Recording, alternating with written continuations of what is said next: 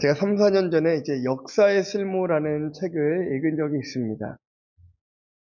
대중적인 역사 강연으로 좀 유명한 최태성 선생님의 저서인데요. 이 책을 읽으면 좀 흥미로웠던 것이 한 가지가 있었는데요.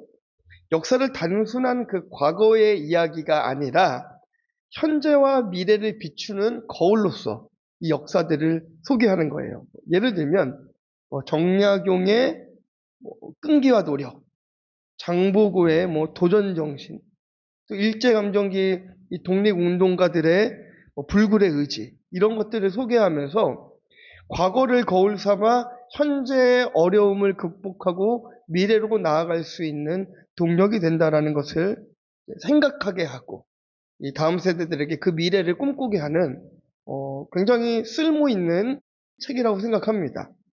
나중에 혹시나 기회가 되신다면 한 번쯤 읽어보셔도 좋을 것 같습니다. 역사를 기억한다라는 것은 굉장히 중요한 것 같아요. 그것이 아픈 역사이든 승리의 역사이든 역사를 기억하고 가르치는 것은 너무나 중요합니다. 왜냐하면 그 역사를 통하여서 우리가 현재의 발전 동력이 되기 때문인 것이죠. 6월이 되면 우리는 민족의 아픈 역사가 떠오를 수밖에 없습니다. 좀 비극적인 역사이지만 떠오를 수밖에 없지요. 6.25 전쟁입니다. 6.25를 직접적으로 간접적으로 경험하지 않은 세대가 이제는 대한민국의 80% 정도가 되었다고 합니다. 그러니까 이제는 우리 민족에게도 이 전쟁이 어떤 희미한 역사 속의 한 사건으로 잊혀져 가는 것이 아닌가, 좀 한편으로는 또 걱정이 되기도 하죠. 우리가 이제 그리스도인으로서 후대에게 가르쳐야 할 이 6.25 전쟁의 쓸모는 무엇일까요? 이 전쟁의 승패는 하나님 손에 있다라는 것, 바로 그것입니다. 그것을 알아야 하고 그것을 가르쳐야 합니다. 당시 그 북한의 병력은 남한의 2배였어요. 북한의 병력이요, 18만 2,680명. 정확한 수치지요. 그에 비해서 남한은요, 94,974명 밖에 안 되었습니다. 또 북한은 탱크가 242대인데 비해 우리는 한 대도 없었어요. 전투기는요, 더 심각합니다. 전투기는 북한은 210대인데 남한은 22대밖에 없었습니다. 그러니까 대책 없이 이 낙동강까지 밀려올 수밖에 없었던 거예요. 지금의 이 나라가 없어져도 이상하지 않은 상황 가운데에 메가더 장군의 그 인천 상륙작전을 통해서 전쟁을 뒤집을 수가 있었습니다. 그게 하나님의 역사와 도대체 무슨 상관이 있다라고 제가 오늘 여러분들께 이것을 소개해 드릴까요? 이 메가더 장군의 인천 상륙작전의 영감은 어떻게 생겨났겠습니까? 메가더 장군이 의지하고 그를 지탱하는 힘은 그의 회고록에 보면 바로 말씀과 기도였다라는 것을 우리는 쉽게 알 수가 있습니다. 이 인천 상륙작전을 준비하면서 그 긴박한 상황 가운데서도 이 메가더 장군은 매일 저녁 함상에서 기도하고 말씀 보기에 게을리하지 않았다는 것이에요. 또한 당시에 어려운 환경 속에서도 우리 군 3만 8천 명을 또 일본으로 보내서 훈련시키고 북한과 싸울 또 준비를 시켰습니다. 그럼 한 가지 제가 혹시 알고 계신가 싶어서 여쭤볼게요. 인천 상륙 작전이 성공할 확률을 당시에 몇 대 몇으로 잡았을까요? 그러니까요. 우리 목사님들은 다 알고 계세요. 5,000대 1. 가능한 겁니까? 불가능하죠. 5,000대 1의 싸움을 싸울 수 있는 사람은 누구도 없습니다. 불가능한 싸움이에요. 계란으로 바위치기인 것입니다. 그 가능하지 않은 역사를 가능한 역사로 바꿔주신 것이 바로 하나님이셨다는 거예요. 자, 이러한 사실은 1950년 9월 29일에 서울을 수반 기념으로 한 연설 안에서 했던 이 메가더 장군의 연설 내용에 보면 나와 있습니다. 하나님의 은총을 입어 우리 부대는 한국의 옛 서울을 해방시켰습니다. 이 거리는 잔악무도한 공산주의 압제에서 해방되었으며 시민들은 다시 자유와 인간의 존엄을 누리게 되었습니다. 이 결정적인 승리를 우리에게 되찾게 해주신 전능하신 하나님께 감사를 드립니다. 우리 다 같이 이런 하나님을 위해 나 함께 주기도문을 외우도록 합시다. 이것이 바로 메가더 장군 회고록에 기록되어 있는 내용인 것입니다. 이러한 전쟁의 역사를 통하여서 우리는 하나님께서 우리 민족을 어떻게 살리셨는지 깊이 생각하는 시간이 되어야 될 줄 믿습니다. 좀 서론이 길었지만요. 역사를 바로 알고 바로 기억해서 현재의 어려움을 믿음으로 극복하는 우리 성도님들 되시기를 주님의 이름으로 축원합니다. 자, 오늘 본문은요. 하나님께서 우리 인생에 개입하지 않으시고 간섭하지 않으시면 모든 것이 헛되다라는 것을 말씀하고 있어요.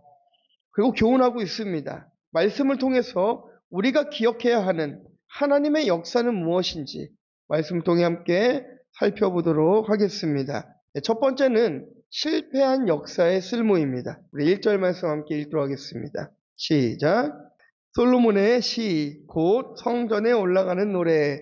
여호와께서 집을 세우지 아니하시면 세우는 자의 수고가 헛되며 여호와께서 성을 지키지 아니하시면 파수꾼에 깨어 있음이 헛되도다. 아멘. 이 솔로몬은 여호와께서 집을 세우지 아니하시면 세우는 자의 수고가 헛되다라고 하고 있어요. 이 집을 세우다라는 것을 히브리어로 보면은요, 바나라는 단어로 되어 있습니다. 이것은 비단 집을 세운다라는 의미뿐만이 아니라 자손을 세운다, 가문을 세운다, 나라를 세운다라는 의미로서도 이 바나라는 단어가 사용되게 되는 것이에요. 더 넓은 의미를 보면 국가를 나타내기도 합니다. 그러니까 이 원문의 의미를 보니까 딱 떠오르는 혹시 말씀이 있으실까요? 저는 창세기 1장 28절 말씀이 떠올랐습니다. 함께 읽어보도록 하겠습니다. 하나님이 그들에게 복을 주시며 하나님이 그들에게 이르시되 생육하고 번성하여 땅에 충만하라. 땅을 정복하라. 바다의 물고기와 하늘의 새와 땅에 움직이는 모든 생물을 다스리라 하시니라. 아멘. 여기서 중요한 것은 생육과 번성과 땅의 충만과 이 다스림의 역사가 인간에게 주어졌다는 것도 중요하지만 이러한 역사를 하나님께서 해주시지 않으면 이게 불가능하다는 거예요. 하나님께서 명령하시지 않으면 그것이 불가능하다는 것입니다. 성전이 아무리 크고 넓어도 시스템이 아무리 좋고 교회 안에 많은 돈이 있다 할지라도 하나님께서 그 교회에 부흥을 허락하지 않으면 안 되는 거예요. 나라가 아무리 잘 살고 돈이 많고 외교를 잘하고 정치를 잘한다 할지라도 그 안에 죄가 가득하고 죄가 만연하면 그것은 징계하고 고난이 있는 것이지 복된 길을 걸어갈 수 없다라는 것입니다. 불가능한 것입니다. 그렇다면 이 솔로몬은 왜 이런 시를 지금 기록하고 있는 것입니까? 지금 솔로몬이 뭐 하는 중이에요? 성전에 올라가고 있는 중입니다. 성전에 올라갈 때 지었던 시인데 하나님의 역사가 없이 건축도 자손의 번성도 가능하지 않음을 이렇게 시로 말한 까닭이 무엇일까요? 솔로몬은 아버지 다윗을 떠올렸던 것이죠. 아버지 다윗을 생각했습니다. 다윗은 성전을 건축하지 못했습니다. 다들 아시겠지만 성전을 건축하지는 못했지만 성전보다 더 큰 것을 건축했습니다. 무엇을 건축했을까요? 믿음의 가정, 믿음의 국가를 건축하고 건설하였습니다. 누군가는 다윗이 성전을 건축하지 못했기 때문에 실패한 것으로 생각할 수도 있어요. 하지만 하나님은 다윗이 눈에 보이는 성전보다 더 큰 성전을 짓기를 원하셨습니다. 그것이 무엇이었습니까? 믿음의 가정과 믿음의 국가를 만들어내는 것들이었어요. 그리고 다윗은 자신이 믿음의 가정을 만들기 위해 믿음의 국가를 건축하기 위해 선택한 건축법이 하나가 있습니다. 다윗만의 건축법이 하나가 있습니다. 비밀인데요. 제가 오늘 알려드릴게요. 회개였습니다. 죄 앞에 통렬히 회개했어요. 다윗은 부끄러워하지 않았습니다. 자신의 죄가 만방에 드러나는 것을 부끄러워하지 않고 자신의 죄를 인정했습니다. 잘못한 것이 있다면 하나님 앞에 솔직하게 회개하고 돌이키는 것이 바로 다윗이 선택한 믿음의 가정과 믿음의 국가를 건설하기 위한 건축법이었습니다. 이렇게 믿음으로 지어진 집은 너무나 견고했고 무너지지 않았습니다. 그러나 욕심으로, 탐욕으로 말씀이 없이 지어진 집은 무너질 수밖에 없어요. 마치 아기돼지 삼형제 다 아시죠? 첫째 돼지, 둘째 돼지는요, 그 셋째 돼지 집으로 피난 간 것으로 다 알고 계시잖아요. 요즘 동화책에는 잡아먹힌 걸로 나오더라고요. 더 적나라해요. 저는 근데 그 표현이 조금 더 맞는 것 같아요. 첫째 돼지, 큰 형은 지푸라기로 집을 지었다가 이 늑대가 후 불어버리니까 집이 다 날아가서 늑대에게 잡아먹혔답니다. 둘째 돼지도 나무로 집을 지었는데 후 불어버리니까 다 날아가서 잡아먹혔답니다. 그런데 셋째 돼지는, 막내는 벽돌로 집을 잘 지어서 잡아먹히지 않고 오히려 늑대를 쫓아냈다라고 하는 거예요. 그럼 말씀으로 무장되어 있고 기도로 무장되어 있고 예배로 무장되어 있으면 무너지지 않아요. 그 집은 무너질 수가 없습니다. 말씀이 없이 지어진 집이 무너질 수밖에 없다라는 것을 이 솔로몬은 뼈저리게 느낄 수밖에 없는 것이 그의 일생의 사건들로 증명되지 않았습니까? 솔로몬이 왕위에 오르고 7년 동안 성전을 지었습니다. 너무나 아름다운 성전을 지었습니다. 그 성전은 유다가 망할 때까지 약 400년간을 이스라엘 백성들에게 영적인 고향으로, 하나님을 만나는 만남의 장소로 사용되었어요. 그리고 자신의 왕궁도 얼마나 멋지게 지었습니까? 13년을 건축을 했습니다. 이스라엘 전 역사를 통틀어서 이런 왕이 없었습니다. 이렇게 건물은 너무나 멋지게 잘 지었는데 그의 가정과 그의 나라는 어땠습니까? 아가서에 보니까요, 이 솔로몬 왕에게 왕비가 60명이 있다라고 얘기합니다. 열왕기상 11장에 보면 더합니다. 후궁이 700명이 있고 첩이 300명이 있었다라고 기록을 합니다. 1000명이나 거느렸어요. 그 여인들에게 집을 하나씩 다 지어줬겠죠. 그런데 욕심으로 지어진 집, 믿음이 없이 지어진 집은 솔로몬의 성전에 우상을 불러일으켰어요. 은혜를 일으킨 것이 아니라 그 집에는 우상이 가득하게 되었습니다. 그 여인들은 대부분 하나님을 모르는 사람들이었어요. 대부분이 정략적으로 결혼한 이방의 공주들이었기 때문에 솔로몬의 믿음의 집을 부서뜨릴 수밖에 없었다는 거예요. 하나님께서 아주 전무후무한 지혜롭고 총명한 그 은혜를 솔로몬에게 주셨음에도 불구하고 그 집을 세우지 못했습니다. 믿음의 집을 세우지 못했습니다. 그래서 고백하는 거예요. 이 솔로몬이 그래서 고백하는 거예요. 하나님께서 가정을 세우지 아니하시면, 하나님께서 국가를 세우지 아니하시면, 하나님께서 성전을 세우지 아니하시면 집을 세우는 사람이 아무리 튼튼하고 똑똑하고 멋있고 화려해도 그 집은 오래가지 못한다는 것입니다. 건축에 실패한 것처럼 보였던 다윗은 후대에 멋진 믿음의 유산을 남기게 되었습니다. 그러나 성전 건축을 멋지게 완수한 이 솔로몬은 건물은 멋지게 남았지만 그 믿음의 유산은 후대에 남기지 못하고 후에 나라가 둘로 쪼개지는 아픔까지 겪게 되었던 것이에요. 어떤 그 아버지와 아들이 목욕탕에 갔다고 합니다. 아버지가 뜨거운 물에 들어가서 아들에게, 아들아, 뜨거운 물로 좀 들어와라. 여기 있으면 너무 편안하고 너무 개운하다. 하니까 이 아들이, 어릴 때는 뜨거운 거 얼마나 싫습니까? 저는 뜨거운 게 너무 싫어요, 아버지. 그러고는 이렇게 얘기했대요. 제가 나중에 아들을 낳으면 나는 아들에게 절대로 뜨거운 물에 들어오라고 얘기 안 할 거예요. 그랬다라는 거예요. 그리고 시간이 흘렀어요. 그가 아들을 낳고 이 3대가 같이 목욕탕에 갔는데 그 아들에게 이야기하는 것이죠. 아들아, 뜨거운 물에 좀 들어와서 같이 있어봐. 너무너무 편안하다. 그러니까 그 아들이 그랬대요.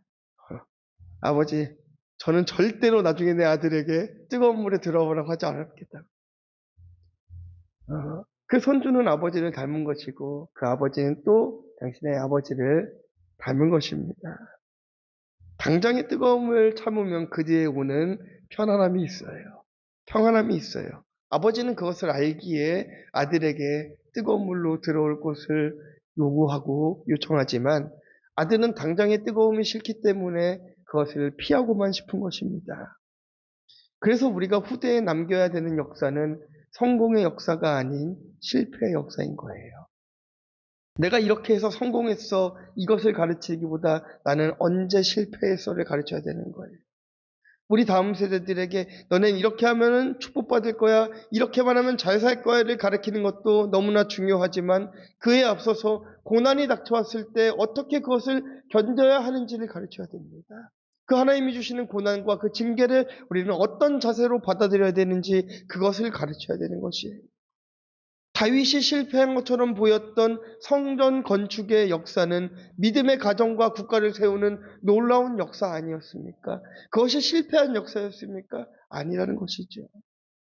다윗은 자신의 죄를 고백했어요. 많은 사람들 앞에서, 많은 국민들 앞에서 자신 왕의 체면도 잊은 채 자신의 죄를 고백하고 탄식하며 울고 주님 앞에 회개했고 그것이 사람들이 볼 때에는 창피해 보였고 왕의 채통을 지키지 않은 것처럼 보였지만 그것이 믿음의 국가와 가정을 세우는 놀라운 은혜가 되었다는 것입니다. 그렇기 때문에 오늘 우리들이 살아가는 데 있어서 여러분들이 어떤 실패를 경험하며 살아가고 있는지는 모르지만 그 실패가 후대에게는 은혜가 될 것입니다. 오늘 내가 실패했다고 좌절하지 마십시오. 오늘 내가 고난 중에 있다라고 부끄러워하지 마십시오. 그 고난과 그 은혜가 여러분의 가정과 교회를 세워가는 놀라운 도구가 될 것입니다. 자, 두 번째는 진정한 성공 역사의 쓸모입니다. 우리 2절 말씀 보겠습니다. 시작. 너희가 일찍이 일어나고 늦게 누우며 수고의 떡을 먹음이 헛되도다. 그러므로 여호와께서 그의 사랑하시는 자에게 잠을 주시는도다. 아멘. 많은 사람들이 이 말씀을 보면서 성공의 3요소를 얘기하더라고요. 뭐였냐면요. 일찍 일어나기, 늦게 잠자리에 들기, 수고의 떡을 먹기. 이렇게만 하면 성공한다 얘기하더라고요. 한자어로 이렇게 얘기하지 않습니까? 불철주야 동분서주라 얘기하지 않습니까? 그런데 하나님께서 그것이 헛되다라고 이야기하고 있어요. 헛되다. 자, 이것은 근면함과 성실함과 부지런함이 삶에 불필요하다라는 것을 이야기하는 것이 아닙니다. 1절에 말씀하는 바와 같이 우리가 아무리 깨끗하게 살려고 노력하고 아무리 집을 세우려 노력해도 하나님께서 그 집을 세워주시지 않으면 안 된다는 거예요. 어리석은 부자처럼밖에 될 수 없다는 것을 분명하게 이야기하고 있는 것입니다. 이 또한 아버지 다윗과 솔로몬을 비교할 수밖에 없어요. 다윗과 솔로몬 중에 누가 진짜 성공한 사람입니까? 다윗이 확실합니까? 맞아요. 우리는 다 다윗이라고 이야기하면서 솔로몬의 삶을 기대합니다. 저만 그렇습니까? 다윗같이 살아가고 싶고 다윗 같은 인생을 살고 싶다라고 이야기하면서도 내 이상과 내 생각과 내 모든 마음은 솔로몬처럼 살기를 원해요. 대부분의 사람들이 자녀가 잘 되기를 원합니다. 그래서 자녀가 어렵게 살지 않기 위해서 많은 물질을 남겨주기도 하고 또 열심히 또 일을 하기도 합니다. 후대가 가난해서 벗어나기 위해서 돈도 열심히 벌지요. 너무나 열심히 살아갑니다. 그런데 정작 믿음의 유산을 물려주려 하지는 않습니다. 돈을 잘 버는 방법을 가르치면서도 정작 하나님 앞에 드리는 것은 가르치지 않습니다. 세상에서 성실하게 살아가는 것을 가르치면서도 성실하게 죄를 성수해야 될 것을 가르치지는 않아요. 그러니까 우리는 여전히 열심히 살면 성공하는 줄 알고 달려가고 있는 것이에요. 내가 노력하면 다 되는 줄 알고 살아가는 것이에요. 그러니까 불철주야. 동분서주 하면서 우리는 살아가는 것입니다. 밤낮 없이 일하고 수고하고 애쓰고 힘쓰면 그저 그것이 잘 살 수 있을 것만 같은 거예요. 그런데 그렇지 않습니다.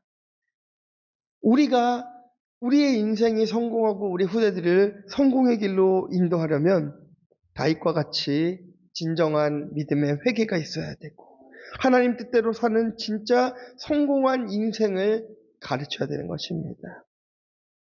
그러니까 제가 자꾸 오늘 말씀을 통해서 우리 다음 세대들을 가르쳐야 된다라고 말씀드리는 이유가 무엇인가 하면요. 안타까워서 그래요. 제가 이제 오늘 그 메가더 장군 그리고 6.25 전쟁에 대한 말씀들로 서론을 시작을 했는데 지금 세대가 6.25 전쟁을 잘 모릅니다. 잘 몰라요.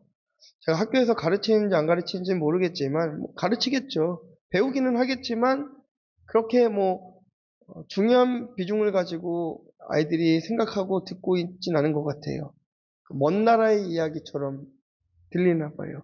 그러니까 아이들이 6.25 전쟁 이후에 또 어려운 삶을 살 때 라면 먹으면 되잖아요. 이런 말이 괜히 나온 게 아니에요. 진짜로 아이들은 그렇게 생각하는 거거든요. 그래서 그런 후대들에게 바른 역사의식을 가르치고 우리가 교회에서도 그런 일들에 좀 힘을 써야겠다라는 생각을 하면서 오늘 말씀을 좀 준비해 봤습니다. 그러니까 우리에게 필요한 것은 진짜 성공의 역사를 후대에게 써주는 것입니다. 어떻게 하는 것이 진짜 성공의 역사를 써내려가는 것입니까? 부모가 그리고 믿음의 세대들이 본이 되어야 되는 거예요. 우리가 먼저 말씀을 가까이 하고 먼저 기도를 가까이 하고 성실한 신앙생활을 하고 회개하는 모습을 보여야 되는 것입니다. 무언가를 결정할 때에 혼자 결정하지 않고 하나님 앞에 기도하는 모습을 보여야 되는 것이에요. 자녀들아, 너희들은 돈을 많이 벌어서 지긋지긋한 가난에서 벗어나라 이것을 가르치는 것이 아니라 성공해서 판사 되고 변호사 되고 의사 되라 이거를 가르치는 것이 아니라 이 모든 것을 다 이룬다 할지라도 믿음을 잃어버리면 그것이 다 헛된 것이다. 이거를 가르쳐야 되는 것입니다. 근데 우리가 싫은 거예요. 자녀들이 잘 되기만을 바라지 믿음으로 살아가는 거는 원하지를 않아요. 의사 되고 싶어하고 판사 되고 싶어하고 기업에 들어가고 싶어하고 잘 살고는 싶어하는데 믿음을 지키는 것에는 싫은 거예요. 불편하잖아요. 얼마나 불편합니까? 믿음대로 살아가는 게 얼마나 불편합니까? 거짓말도 못해요. 주일에 쉴 수도 없어요. 얼마나 불편합니까? 그런데 그 불편함이 얼마나 큰 유익인지 깨달아야 되는 것입니다. 네. 그 불편함이 얼마나 큰 유익인지 모릅니다. 이렇게 진짜 성공하는 자들에게는 하나님께서 잠을 주시겠다라고 합니다. 여호와께서 그의 사랑하시는 자에게는 잠을 주시는도다. 잠을 선물로 주신답니다. 이 잠이라는 것은 휴식과 회복 이런 것들을 말하죠.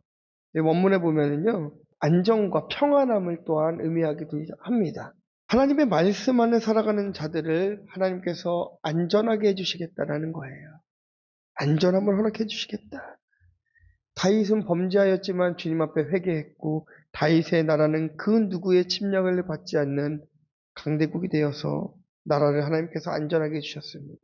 솔로몬의 나라는 어떻습니까? 물질의 풍요함을 주셔서 잠을 주시겠다는 하나님의 언약을 성취해 주셨습니다. 잠을 주시겠다는 것은 이 땅을 살아가면서 받을 수 있는 복을 누릴 수 있는 기회를 우리들에게 허락해 주시겠다는 거예요. 그러면 진짜 성공이 불철주야 동분서주입니까? 아니면 하나님을 가까이 하는 것입니까? 하나님을 가까이 하는 것이죠. 당연히 복을 주시는 그 주님을 바라보는 것이 안전한 것이고 지혜로운 것입니다. 일제 때에 어디니까 평안북도 정주에서 많은 애국자를 길러낸 학교가 있었습니다. 오산학교라는 곳이 있었습니다. 그때 어떤 선생님의 이야기인데요. 이분이 이제 한 가정에 머슴으로 들어갔어요. 어릴 때. 어릴 때 머슴으로 들어가서 성실하게 일을 했는데 그가 매일 아침 하던 게 무엇이었냐면 주인의 요강을 닦는 일을 했습니다. 요강. 그러니까 주인이 아침에 일어나서 보니까 늘 이 아이가 요강을 닦고 있는 거예요. 가장 그 더러운 요강을 깨끗하게 닦아놓는 거예요. 그래서 그 주인이 그 아이의 성실함을 보고 그 착함을 보고 아이를 학교를 보냅니다. 그 머슴을 평양 숭실학교로 보내요. 학교를 졸업하고 또 전문 학교까지 보냅니다. 나중에 시간이 흘러서 그 머슴이 선생이 됐어요. 그래서 자기가 머슴으로 살고 있던 그 오산 지역의 학교에 선생으로 갑니다. 아이들을 사람들이 굉장히 이제 박수를 쳐줬죠. 와, 머슴이 선생돼서 돌아왔다고. 그렇게 이제 학생들을 지도하다가 학생들이 졸업할 때가 돼서 이 선생님을 찾아서 묻습니다. 선생님, 우리가 세상에서 어떻게 하면 성공할 수 있을까요? 이렇게 물어봐요. 그러자 그때 그 선생님이 이렇게 얘기합니다. 너희들이 사회에 나가거든 요강을 닦는 사람이 되거라 그래요. 겸손하라는 거예요. 내가 알고 있는 짧은 지식으로 평가하지 말고, 내가 생각하는 짧은 생각으로 평가하지 말고, 가장 낮은 자세로, 겸손한 자세로 하나님 앞에 무릎 꿇고 살아가면 하나님께서 그 인생을 성공의 길로 인도하신다는 것입니다. 생각해 보면은 그런 것 같아요.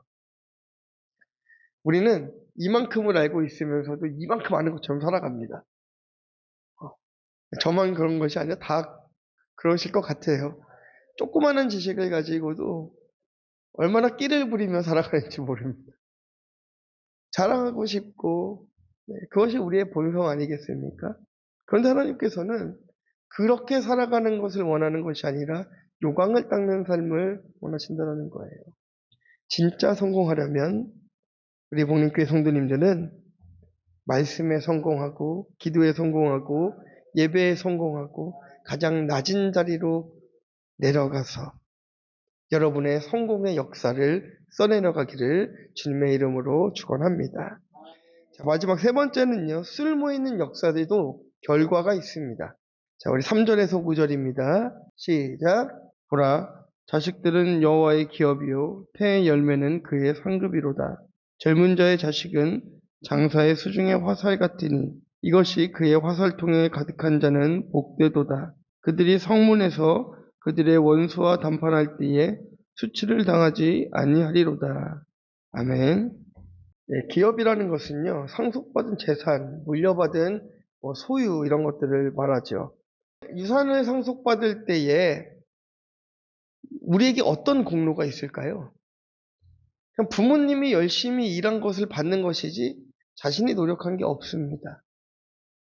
이거 제가 나쁘게 말씀드리자고 한 것이 아니라 하나님께서 기업을 주시겠다라는 것은 우리의 노력 때문에 주시겠다라는 것이 아니라 하나님께서 보시기에 성실하고 하나님께서 보시기에 확실하고 주님께서 보시기에 합당한 자에게는 하나님께서 그 기업을 주시겠다라는 거예요.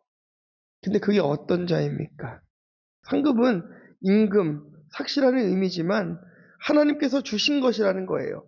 아브라함에게도 이야기합니다. 나는 내 방패요 너의 지극히 큰 상급이다라고 이야기하는데 아브라함이 뭘 했다고 하나님께서 아브라함을 상급이라고 표현합니까? 아브라함이 한 순종 그게 얼마나 크길래 상급이라고 얘기해요. 또 거짓말 하잖아요. 아브라함도. 다윗은 어떻습니까? 그 믿음이 충만한 사람이 밧세바를 범하죠. 솔로몬은 어떻습니까? 이방 나라와 정략 결혼을 맺고 나라가 둘로 쪼개지는 역사. 사사시대는 또 어떻습니까? 구원해주면 또 범죄하고 또 범죄하고 또 범죄하는 역사. 이게 지금까지 되어 있는데 그럼에도 불구하고 하나님께서는 아브라함을 그리고 그리스도인 우리들을 하나님의 상급이라고 이야기하는 거예요. 그것은 우리의 행함을 보시고 얘기하시는 것이 아니라 우리의 믿음을 보시고 말하는 것입니다. 그러니까 우리가 희망을 좀 가지셔도 돼요. 목사님, 저는 세상 사람들과 별로 다른 게 없는 것 같아요. 네, 세상에서 일하면서도 별로 그들과 다르지 않는 것 같아요. 이렇게 말하시는 분들이 가장 정직한 분들이에요. 목사님, 저는 세상과 다릅니다. 저는 저런 사람들과는 다릅니다. 제일 거짓된 사람인 거예요. 그렇지 않아요. 세상은 더럽고 교회는 거룩할 것 같습니까? 이 장소가 거룩한 것이 아니라 하나님이 계시기 때문에 깨끗한 거지 우리가 깨끗한 게 아니에요. 하나님이 우리를 의롭다 해주셨으니까 우리가 의로운 것이지 우리는 원래 의로운 사람들이 아닙니다. 하나님께서 상급을 주시겠다라고 하는 것은 그 조건이 우리의 어떤 행함 때문이 아니라 그리스도를 믿는 그 믿음 때문이라는 것을 우리가 기억해야 된다는 것이에요. 쓸모 있는 역사의 상급은 자녀였어요, 자녀. 마치 하나님께서 세상을 창조하시고 인간이 타락했지만 그를 다시 구원해 주시고 독생자 예수 그리스도를 보내시어서 너무나 아픈 역사를 갖고 있지만 그 역사가 반전이 되어서 다시 살아나시고 승천하시고 이 땅에 오셔서 악을 심판하시는 역사가 된 것과 같이 우리들에게도 상급이 있다는 것이에요. 자녀라는 상급이 있다는 것입니다. 4절부터 5절 말씀을 함께 보도록 하겠습니다. 시작. 젊은 자의 자식은 장사의 수중의 화살 같으니 이것이 그의 화살통에 가득한 자는 복되도다. 그들이 성문에서 그들의 원수와 담판할 때에 수치를 당하지 아니하리로다. 아멘. 그러니까 이 말씀을 이해하려면 고대 중동에서의 재판을 조금 이해할 필요가 있습니다. 고대 중동에서는 성문이 있는 곳에서 재판이 열렸어요. 그 재판에서 자신이 분명히 옳고 정당함에도 아들이 없을 때에는 사람들이 막 험상궂은 사람들을 불러일으켜가지고 거짓말로 막 재판의 결과를 바꿔버립니다.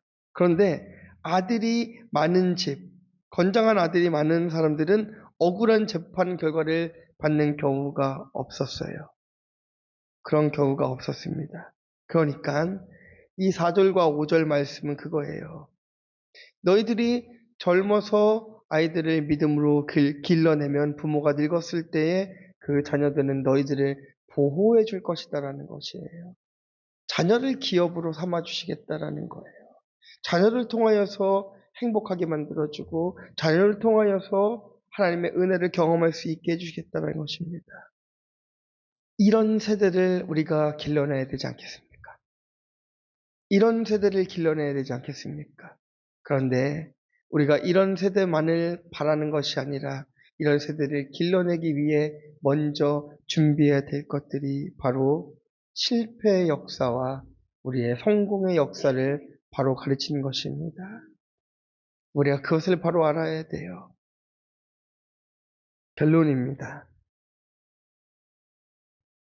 사랑하는 성도 여러분, 실패를 가르칠 준비가 되어 계십니까?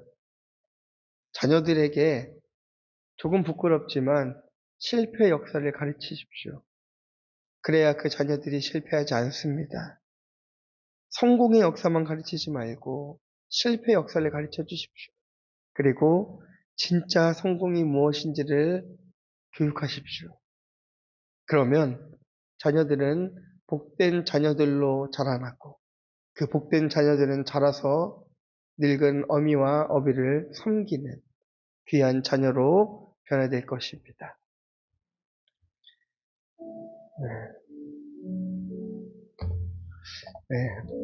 네, 오늘 말씀을 준비하면서 제가 한 가지 깨달았던 것들이 있어요. 성경에 보면은요, 자녀가 아버지보다 앞서는 경우가 없습니다. 자, 이것은요, 자녀가 덜 똑똑해서도 아니에요. 아버지보다 아는 게 적어서도 아니었고, 아버지보다 성공의 요소가 적어서도 아니었습니다. 하나님께서 질서 있게 아버지의 권위를 세우셨기 때문인 거예요. 그런데 그렇게 하나님께서 질서를 세우셨을 때 그 아비가 더 겸손하게 자신이 죄인됨을 고백하고 회개하는 자리로 갔을 때에는 그 나라가 다윗의 나라와 같이 부강했지만 그것이 두려워서 감추려 하고 자기 쾌락으로 자기 만족으로 솔로몬과 같이 나아갔을 때에는 나라가 둘로 쪼개지는 아픔을 경험할 수밖에 없었습니다. 우리들이 진짜 남겨줘야 하는 믿음의 역사의 쓸모는 돈이 아니에요. 여러분의 아파트를 물려주는 것이 은혜가 아닙니다. 여러분들이 가진 물질을 물려주는 것이 은혜가 아닙니다. 그건 없어지는 것들이에요. 다 없어져요. 돈은 없어집니다. 집도 없어집니다. 그런데 믿음은 없어지지 않아요. 없어지지 않는 것을 심어주십시오. 여러분의 자녀들은 어떻게든 세상 살아갑니다. 다 일하면서 굶어 죽지 않아요. 우리나라가 얼마나 잘 사는데요. 안 굶깁니다. 잘 살 수 있습니다.